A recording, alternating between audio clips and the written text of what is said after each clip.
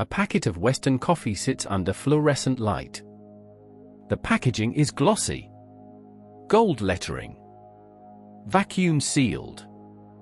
Below it, a small white tag. 3.80 dm. Not Ostmark. Deutsche Mark.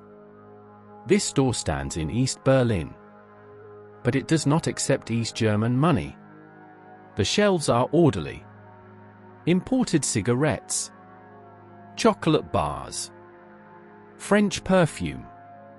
Everything looks precise. Calibrated. But the price tag creates a fracture.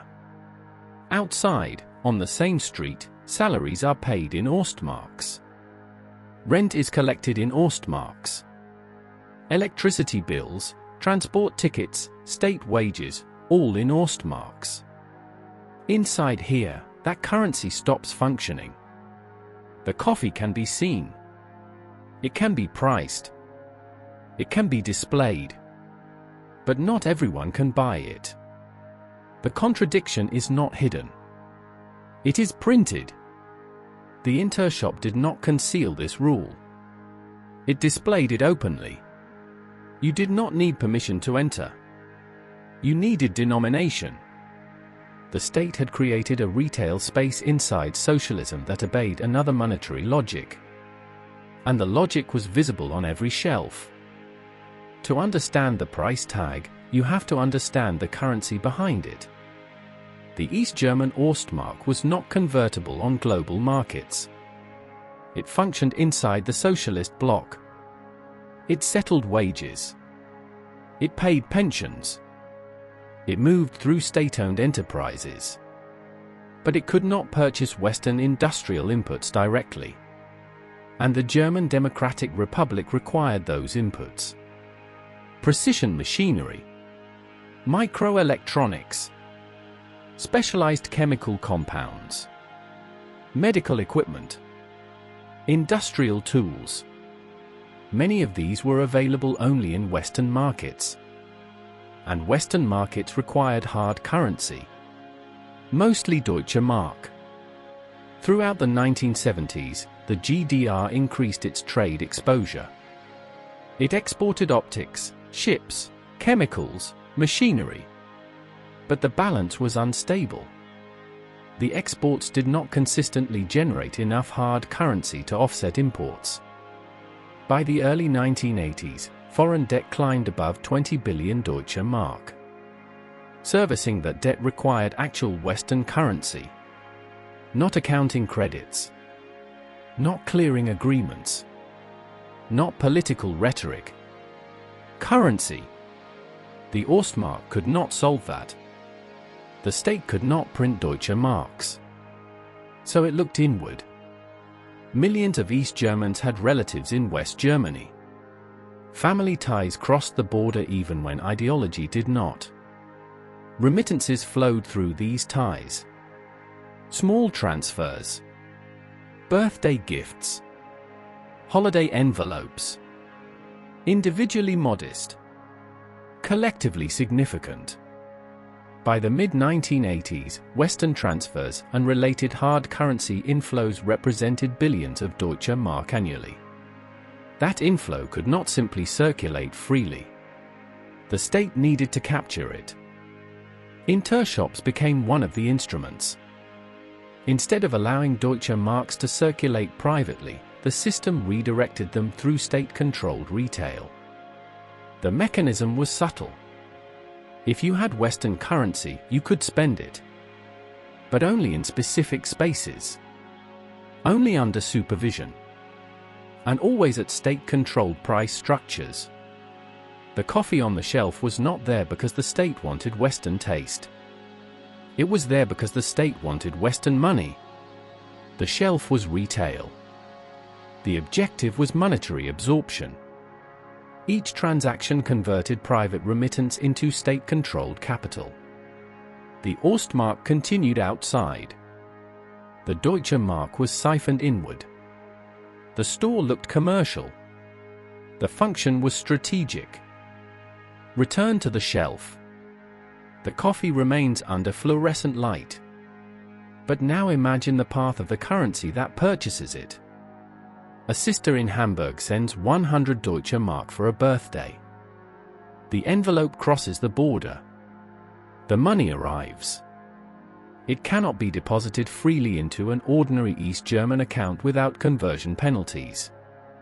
So it is spent in an Intershop. The coffee is purchased. The state keeps the hard currency. The goods distributed are often imported at scale or strategically selected.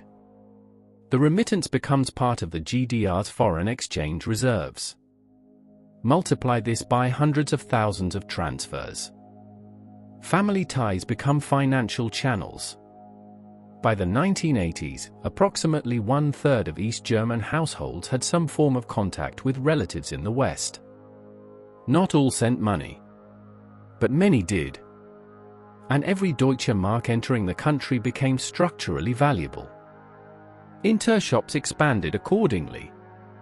They appeared in urban centers, airports, transit corridors, major railway stations. Access was not random. Certain professions had greater exposure to Western currency. Maritime workers, diplomatic staff, border personnel, employees interacting with foreign trade. They did not receive privilege in rhetoric, but they received exposure in practice. Two citizens could stand in front of the same shelf. Same coat. Same city. Same citizenship. One had a relative in Cologne. One did not. The difference was not merit. It was currency access. The Intershop did not create the remittance flow. It formalized its capture. The inequality was not declared. It was denominated. And the denomination was visible on every price tag. The state officially promoted equality in wages and housing. But here, the medium of exchange defined hierarchy. Not black market. Not corruption. Not secret deals. Official retail architecture. The contradiction was not ideological rhetoric. It was transactional structure. By 1982, the pressure intensified. International credit markets tightened. Eastern Bloc economies were strained by rising interest rates and declining export performance. The GDR's hard currency reserves were exposed. Foreign debt had accumulated. Servicing it required actual Deutsche Marks. Not clearing agreements. Not internal transfers. Not ideological positioning. Western currency. The state negotiated. In 1983, a major loan was arranged through West German political channels. A socialist state borrowing from a capitalist neighbor to stabilize its finances. The transaction was pragmatic. Liquidity was necessary. But loans were temporary relief. Structural imbalance remained. Trade exports could not reliably generate enough hard currency. Industrial modernization required imports that had to be settled in Deutsche Mark. Energy agreements required settlement in convertible currency. Technology transfers required payment in Western denominations. The Ostmark functioned domestically, but it did not travel.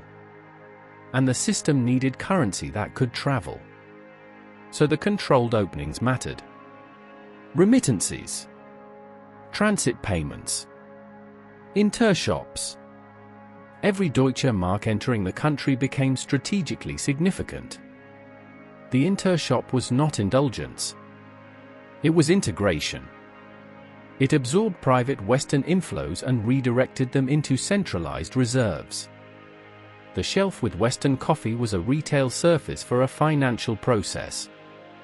The more remittances flowed through families, the more currency could be captured. The more currency captured, the more imports could be financed. The planned economy remained stable on paper. Wages were paid. Housing was assigned. Factories operated. But behind that stability stood a parallel requirement: hard currency. Two monetary realities coexisted inside one political system. One organized daily life. The other secured survival. Return to the coffee. The fluorescent light does not flicker. The packaging remains Western. The shelf remains stocked. The price tag still reads DM.